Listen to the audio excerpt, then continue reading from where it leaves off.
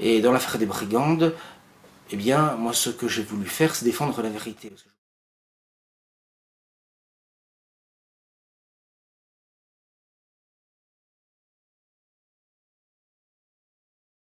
Moi, je suis quand même consterné de voir que la quasi-totalité de ce qu'on appelle la mouvance nationale est pris parti pour les brigandes. Et disons-le même franchement, dans les faits, pour les brigandes contre Rivarol, contre nos informations, contre notre enquête, contre nos révélations, contre nos mises en garde. Bon, voilà un directeur de journal qui a fait une enquête, d'ailleurs pendant une période assez longue, assez poussée, qui publie le résultat de son enquête, et on l'agresse à son domicile personnel, à la tombée de la nuit, pour faire pression sur lui, parce qu'il a publié un dossier dérangeant. Il ne faut jamais, dans une affaire, voir les choses en fonction de ses sympathies ou de ses antipathies, mais voir les choses telles qu'elles sont, et ne pas commettre de déni du réel. Or, je constate que les brigandes n'ont cessé de mentir. Et ce qui me désole dans les reportages que j'ai vus ici ou là, les interviews qu'on fait d'elles, moi je suis pas choqué par le principe qu'on fasse des interviews d'elles, à condition qu'on pose des questions dérangeantes, on donne aussi la parole à des anciens adeptes qui ont le courage, sur leur véritable identité, de témoigner, qu'on fasse appel à nos informations, nos révélations, voilà, que chacun puisse s'exprimer. Ou en tout cas qu'on leur pose des questions dérangeantes, qu'on leur soumette les textes délirants de la Bruyère, qu'on montre leurs déclarations mensongères, contradictoires, qui n'ont cessé de varier, etc. Voilà, ça c'est du journalisme. Mais là on leur sert à la soupe, je veux dire, c'est quand même hallucinant. On leur pose comme question, est-ce que vous êtes dans une secte ? Est-ce que tu te sens comme faisant partie d'une secte ? Est-ce que vous avez l'impression d'être responsable des dérives sectaires ? Personne qui est dans une secte va vous dire oui, je suis dans une secte, oui, je suis en pleine dérive sectaire. Enfin, je veux dire, c'est débile comme question, c'est débile. Non, mais le niveau du journalisme dans nos milieux, excusez-moi, mais c'est d'une débilité. Voilà des jeunes femmes qui ont pris le nom d'héroïnes vendéennes, les brigandes, qui se sont présentés au tout début de leur représentation publique comme des catholiques et des catholiques ferventes, traditionnalistes, contre-révolutionnaires. Bon. Lorsque nous avons sorti notre dossier dans Rivarol, à la suite notamment, mais pas seulement, de contacts que j'ai eu avec d'anciens adeptes, mais aussi à la suite de textes que j'ai eu de la Bruyère, des délirants, et d'une émission de Radio Brigande où ils défendaient la franc-maçonnerie, où ils opposaient une franc-maçonnerie rouge, qui serait mauvaise, et une franc-maçonnerie blanche, qui serait bonne. Voilà, ce qui est tout à fait le propre des ésotériques, des gnostiques, etc. En fait, ce sont des anti-maçons maçons du Brigande, voilà. Ils se présentaient comme anti-maçons alors qu'ils sont maçons. Bon. Alors, donc, dans un premier temps, ils se sont fait passer pour catholiques. Comment on les a démasqués ? D'un seul coup, dans un communiqué, il y a un droit de réponse public, qu'on peut retrouver facilement, elles ont décidé collectivement, le groupe en entier, du jour au lendemain, comme ça, de se convertir à l'orthodoxie. Et plus précisément l'église orthodoxe de Russie. Ça a duré le temps d'en communiquer. Après, on n'a rien vu d'autre sur leur site, etc. Et puis, finalement, après, elles sont réclamées plus ouvertement de la gnose, de l'ésotérisme. Alors là, il y a une forme de mélange d'ésotérisme, d'un certain paganisme, de la déesse Freya, etc.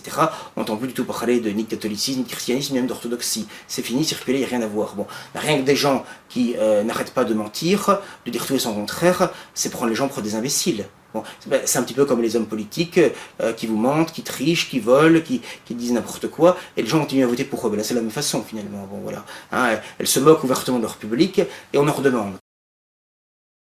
À l'époque, il n'était pas du tout question de Joël Labruyère. Joël Labruyère n'existait pas. Il était dans l'ombre, c'est nous qui l'avons obligé à sortir et à venir sur scène, si j'ose dire.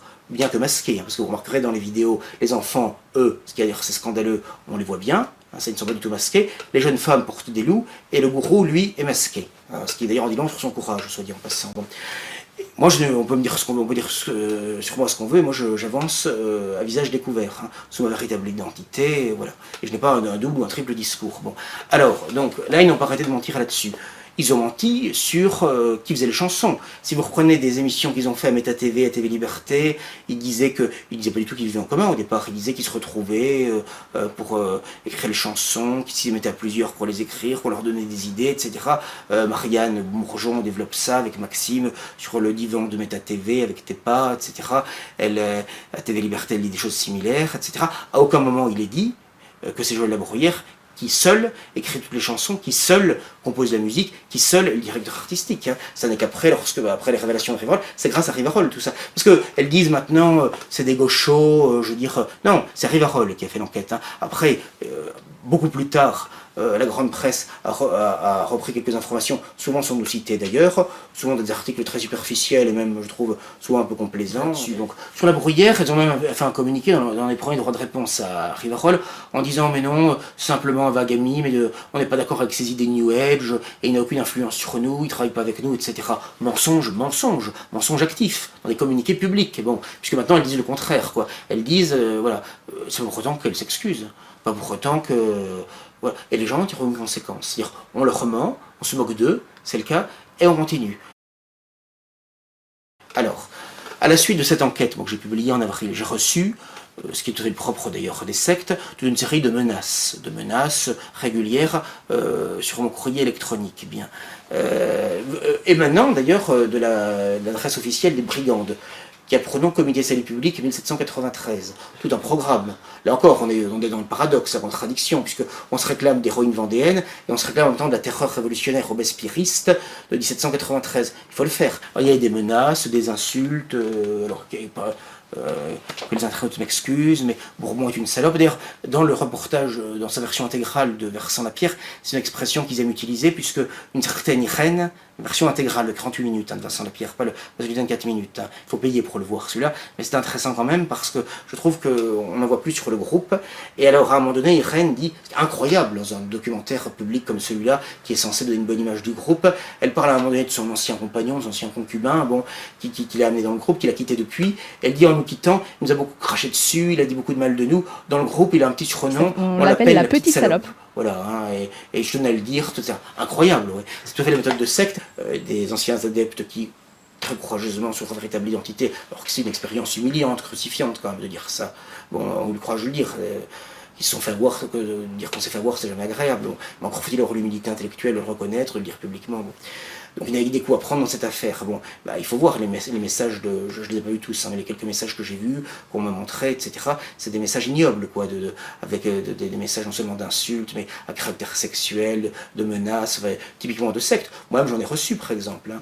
Et si vous voulez, ils utilisent des méthodes que dans l'église de Scientologie on appelle la propagande noire. C'est-à-dire que ça consiste à mentir, à calomnier, c'est-à-dire contre un adversaire, contre quelqu'un qu'on veut abattre, le détruire de l'intérieur, l'éliminer, voilà. Si les gens ne me croient pas, qui m'écrivent à mon adresse électronique jeromebourbon@yahoo.fr, moi je leur envoie, j'ai gardé et archivé tous ces courriels de menaces et d'insultes des brigandes, et donc ils pourront voir que je ne mens pas ou que je n'exagère pas. Voilà la moralité de ces gens. Donc les mensonges permanents. Il y a les textes délirants de la Bruyère, qui sont publics, qui sont d'accès gratuit. Comment devient-on immortel?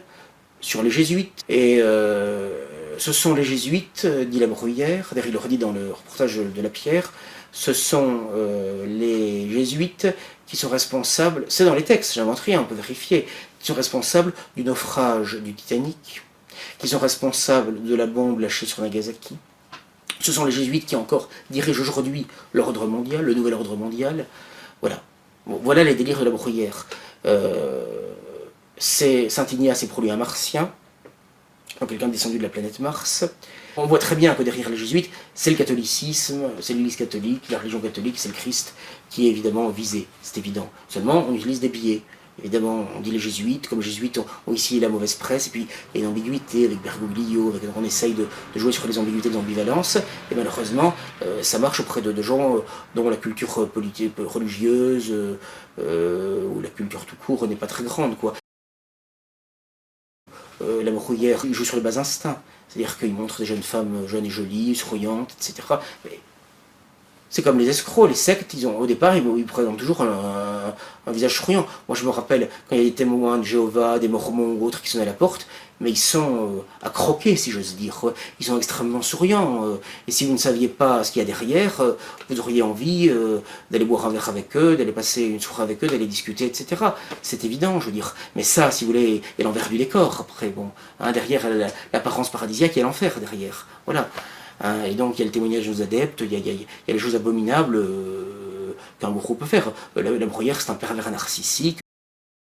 Il n'y avait pas de témoin de l'agression, il y avait l'agressé et l'agresseur, c'est tout, bon, dans un local de boîte aux lettres. Mais je dois dire que l'agresseur, Antoine Duvivier, qui a revendiqué, prémédité cette agression, qu'il a revendiquée en vidéo, qui a été évidemment décidée par la Bruyère, hein, c'est évident, c'est une opération, ça. Une mission, parce que j'avais reçu des menaces, j'avais reçu un ultimatum par courrier électronique qui expirait la veille à minuit, où il fallait que je me rétracte. On m'a même proposé d'ailleurs de m'envoyer une version de lettre de rétractation que je devrais signer et publier dans Rivarol. Voilà, voilà, c'est typiquement des méthodes de secte, de voyous.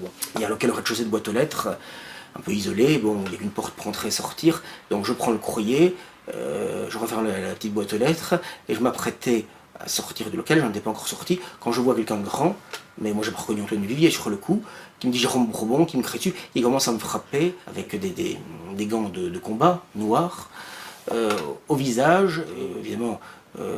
Lorsque ça saigne abondamment, donc j'ai saigné abondamment, j'en avais partout sur les liens et tout. Donc évidemment, Dieu merci, sans grande gravité, mais c'était quand même assez impressionnant, surtout quand on s'y attend pas. Et surtout que moi je suis toujours un peu dans les lunes, j'étais en train de regarder le courrier, etc. On s'y attend pas, mais il ne s'est pas présenté, contrairement à ce que j'ai entendu dire. Il y a un jeune homme qui a fait une vidéo en disant oui, le ton remonté, etc. Absolument pas, moi je n'ai pas dit un mot dans cette affaire, parce que ça a été assez vite. Je trouve ça quand même très intéressant, parce que je trouve que c'est quand même très révélateur. Surtout que je ne faisais que dire la vérité. Mais voilà que d'autres journalistes ont quand même fait des enquêtes, et ont révélé des choses encore plus graves depuis. C'est que la secte est impliquée dans un meurtre. Moi je le savais parce que j'avais su par un certain nombre d'adeptes depuis 2 ans cette affaire, sauf que comme j'avais pu réussir à avoir le contact avec les familles de les victimes, bon, c'est dans ce genre d'affaires, c'est quand même du lourd, il faut quand même apporter des preuves, c'est compliqué. Bon, voilà en fait une certaine Sophie, son prénom, qui était une adepte de la Bruyère, qui, vous savez, dans ces cas-là, les adeptes, le cerveau est lavé, on a un conditionnel du gourou, ça a été sa maîtresse, hein, parce que les gourous ont souvent beaucoup de maîtresses, hein, successives ou simultanées. Hein. Bon, et c'est un pervers narcissique, donc il y a une volonté de toute puissance. Et quelle est la plus grande puissance qu'on peut avoir que de convaincre quelqu'un de se mettre à mort, de se donner la mort, fût-ce de manière par un jeûne intégral qui s'achève par la mort. Non pas un jeûne pour guérir, non pas un jeûne pour se purifier, non pas un jeûne pour faire pénitence, hein, mais un jeûne pour mourir.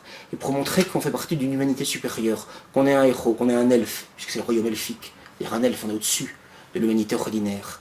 Et que on veut montrer par sa mort héroïque qu'on n'a pas peur, qu'on a un cancer de l'utérus qui est parfaitement guérissable, qu'on pourrait soigner, et que si on soigne, et que si jamais on ne soigne pas, que si jamais on n'en guérit pas, on peut au moins mourir dans des conditions humainement acceptables, entouré de proches, et non pas, tandis que là, c'était avec un jeûne sans boire, sans manger, dans un cabanon au fond de la forêt, avec sans cesse les femmes de la secte qui se relayaient pour que surtout elles ne mangent pas, elles ne boivent pas, avec une dimension psychologique extrêmement forte. Le gourou, lui, n'était pas venu, hein, il n'a pas ce courage-là. Hein. Il donnait ses ordres par téléphone à des centaines de kilomètres de là. Il restait en France, ça se passait en Belgique. Voilà ce qui s'est passé. Hein. Voilà. Et ça, j'en ai été témoin direct de ça. La journaliste du Nouvel Observateur a fait son enquête, tout est vrai dans cette enquête. Elle a fait une enquête sérieuse, hein. Elle a fait des articles très méchants à mon égard, hein. On n'a pas 2 idées communes, mais je reconnais que dans cette affaire, des journalistes de gauche peuvent parfois, même de gauche, même idéologiquement hostiles, peuvent parfois faire une enquête qui se tienne. Hein. Je suis désolé, mais bon, dans la crise entre Le Pen et Maigret, les mois qui précédaient la crise, c'est pas Présent National Hebdo qu'il fallait lire pour savoir ce qui se passait à l'intérieur du Front National, les divisions, c'était Le Monde et Libé. C'est malheureux à dire, mais c'est là-dessus que, moi je lisais tout à l'époque, c'était là-dessus que vous aviez les informations vraies, puisque les dirigeants du Front National, tant de la tendance maigretiste que de la tendance lepéniste, pour se faire mousser, donner des informations aux journalistes de gauche qui les relayaient. Bon. C'est pas parce que la presse de gauche souvent ment, ou on est en désaccord idéologique avec, etc., que forcément, tout est forcément jeté de A à Z. Il peut y avoir parfois une enquête, une information juste intéressante. Bon. Et donc, dans cette affaire, malheureusement, tout est vrai. Et donc, si vous voulez, alors évidemment, on va dire que c'est pas un assassinat strict, parce qu'elle était d'accord, et que même l'étouffement qui a eu lieu, elle en pouvait tellement plus qu'elle a demandé à mourir, que 2 femmes du groupe l'ont étouffée avec un oreiller, ce qui effectivement est exact. Alors évidemment, avec les débats actuels sur la fin de vie, sur l'euthanasie, on va essayer de tout mélanger, bon, etc.